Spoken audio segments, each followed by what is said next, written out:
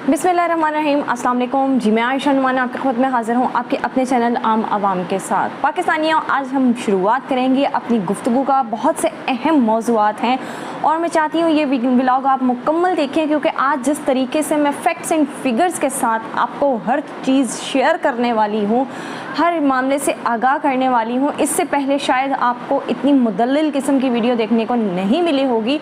हमारे मुल्क जो इस वक्त जो हालात चल रहे हैं, जो मुआशी तंगी है, जो सियासी बहरान है, आखिर उसका ज़िम्मेदार कौन है, इसका तयन करना बेहद ज़रूरी हो चुका है। और अवाम की इस गफलत की नींद की वजह से अब तक मुमलिकत खुदा दाद के साथ क्या क्या सानेहात रोनुमा हो चुके हैं, क्या क्या जो है वो सानेहात गुज़र चुके हैं, उनका जो है अंदाज़ा करना और उसके नुकसान का तखमीना लगाना भी बेहद मुश्किल हो चुका है।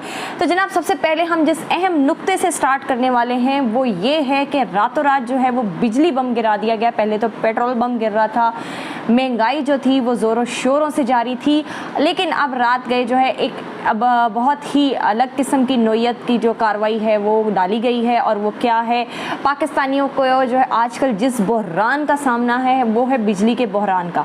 और जनाब, बिजली इस कदर महंगी कर दी गई है कि बिजली का जो है वो किसी भी घर के बरकी है, टीवी है, उसका अब स्विच ऑन करते हुए भी डर लगता है। इंसान 10 बार सोचता है कि स्विच ऑन किया जाए या ना किया जाए।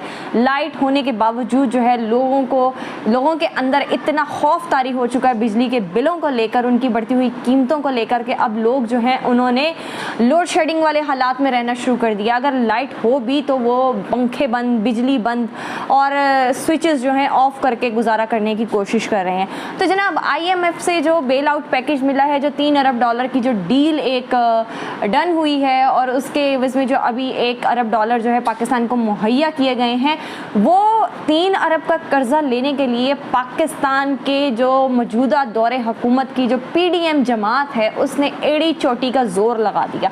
इसका जो इतराफ़ है वज़ीर आज़म खुद अपनी तकरीर में करते हुए नज़र आए कि जी हमें उल्टे सीधे होना पड़ा।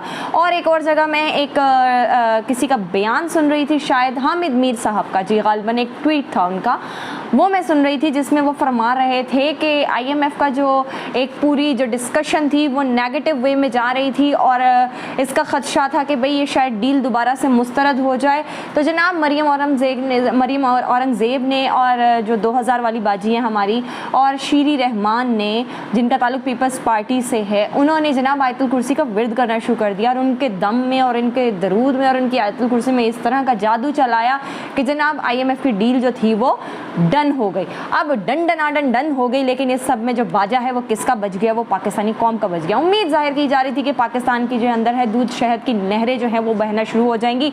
यहाँ पर रातों रात जो है वो सोने के पहाड़ जो है उनका ज़ख़ीरा निकल आएगा और जनाब समंदर से तेल बहना शुरू हो जाएगा। पाकिस्तान की आवाम जो है वो इतनी खुशहाल हो जाएगी कि उनको समझ नहीं आएगा कि कौन सी चीज़ ख़रीदें, कौन सी चीज़ जो है वो छोड़ दें। मतलब इतने पैसे आ जाएंगे, इस तरह से मनोसलवा जो है वो उतरना शुरू हो जाएगा। लेकिन जनाब, इनका ये सारा जो पिंडोरा था वो धरे का धरा रह गया और उसने धड़न तख्ता कर दिया पाकिस्तानी आवाम का। रात में 7 रुपये बिजली जो है वो महंगी कर दी गई है। और दूसरी तरफ आपको मैं इनकी तरजीहात के बारे में बताती हूँ। एक तरफ इन्होंने 7 रुपये फ़ी यूनिट जो है दोबारा बढ़ा दिया। पीक आवर्स में जो अब यूनिट है वो 50 रुपये होगा, 50 रुपये का फ़ी यूनिट। मतलब जिस शख्स का जो है 200 यूनिट इस्तेमाल होगा जनाब, उसको लगभग 8000 का जो बिजली का बिल है वो अदा करना पड़ेगा। ये मैं आपको तस्वीर दिखा रही हूँ, ये देखिए जो हुकूमत की तरफ से जारी की गई हैं। और जनाब दूसरी तरफ जो है वो 200 अफसरान के लिए नई गाड़ियों का जो बिल है वो मंजूर कर लिया गया है। वो कौन दे रहा है, ख़रीद के दे रहा है जनाब, वो आपकी और मेरी जेबी दे रही है। जो हम बिजली के बिल में हम टैक्सेस अदा करेंगे उन्हीं से तो इनकी जनाब गाड़ियाँ आएंगी, उन्हीं से तो इनको बिजली मुफ्त मुहैया होगी जनाब। दूसरी तरफ जो है इन्होंने टीवी देखने के ऊपर भी जो है वो टैक्स लागू कर दिया है, बिजली के बिल में वो भी लग कर आएगा। पिछले दिनों KMC का जो इन्होंने कचरा उठाते थे उसका भी जो टैक्स था वो हमारे बिलों में लग कर आ रहा था।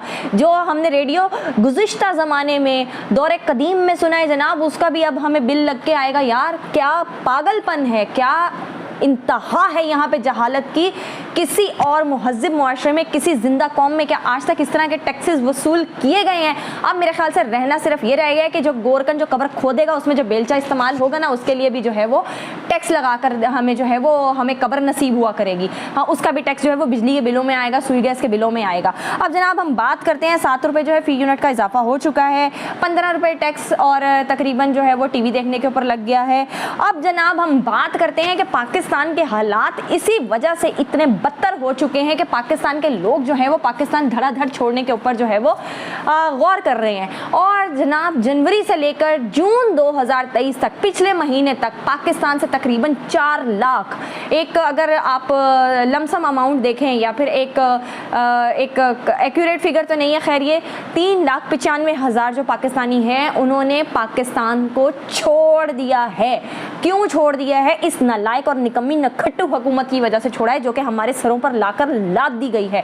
ये उन लोगों ने लादी है जिनकी खुद तो बाहर ममालिक में जो है वो बहुत सारी जायदादें हैं, जो कि रिटायरमेंट के बाद यहाँ पर रहना जिनको वो जो है कबूल नहीं होता, यहाँ पर उनका यहाँ पर रहना दोभर हो जाता है। वो अपने दौरे हुकूमत में जो है वो इतने बड़े फिरौन बन जाते हैं कि बाद में उनको फिर पाकिस्तान से भागना पड़ता है। लेकिन पाकिस्तान से भागने के बाद भी वो गुमनामी की ज़िंदगी नहीं गुजारते, उनको जो है लोग गुमनाम नहीं होने देते, उनको जो है जूतियाँ पड़ती हैं, उनको गालियाँ पड़ती हैं, वो किसी रेस्टोरेंट में खाना नहीं खा सकते, वो किसी जगह पर बैठ के ना तो चहलकदमी कर सकते हैं, ना ही बैठ कर कहीं गपशप कर सकते हैं, क्योंकि उनके मुंह पे इतना बड़ा जो है गद्दार लिखा हुआ नजर आता है। और उनको इस तरह के रोजाना के जो है वो इखलाकी तमाचे जो है ना वो पड़ते रहेंगे, क्योंकि वो वाकई में गद्दार है। उन्होंने पाकिस्तान की मिट्टी के साथ गद्दारी की है। गन उठा लेने से कोई मुहिब्बे वतन नहीं हो जाता, कोई यहाँ पर पहरेदारी करने से मुहिब्बे वतन नहीं हो जाता। मुहिब्बे वतन आपके अपने इमाल आपको करवाते हैं, आपको बताते हैं कि आप कहाँ स्टैंड कर रहे हैं, इस तरह के आप मामलात करते हैं, इस तरह के आप डिसीजंस लेते हैं जो कि आपकी अवाम, आपकी कौम के हक में जा रहे हो। अब जनाब हम बात करेंगे पाकिस्तानी पासपोर्ट की रैंकिंग जो है ये 4th वर्स्ट रैंक पर आ गया है। इसकी जनाब रैंकिंग जो है वो सोमालिया और यमन से भी बदतर गिनी जा रही है। अब आप बताइए, ये वही ग्रीन पासपोर्ट है जिसकी जो है वो इज्जत बनाने के लिए जो है वो कितनी बार जो है वो उसके लिए तगो की गई, कोशिशें की गई, पाकिस्तानियों का मयार जो है उसको बुलंद करने की कोशिश की गई, पाकिस्तान की जो एक इज्जत है उसको बिल्डअप करने की कोशिश की गई। मगर इस दौरे हुकूमत में इस तरह से ये सारी इज्जत जो है वो तहस नहस हुई है कि जिसकी मिसाल जो पाकिस्तान के 75 सालों में शायद कभी ना मिली हो। इतना बेदर्दी के साथ पाकिस्तान को जो है लूटा गया है, इतनी बेदर्दी के साथ पाकिस्तान का इमेज जो है डिटीरियोरेट किया गया है, ख़राब किया गया है कि शायद ही पाकिस्तान की आने वाली नस्लें जो हैं उनको ये किस्से कहानियाँ सुनाई जाएँ कि रिजीम चेंज क्या हुआ था। अगर जो है वो 1971 में पाकिस्तान 2 लख्त हुआ था, बांग्लादेश अलग हुआ था, तो जनाब 2022 में ऐसा क्या हुआ था कि जिसके बाद पाकिस्तान की जो पीठ है उसकी कमर की हड्डी जो है वो टूट कर रहेगी, पाकिस्तान की पीठ में छुरा घोंपा गया। ये मिसालें जो हैं वो रहती दुनिया तक दी जाएंगी, ये मेरा आपसे वादा है।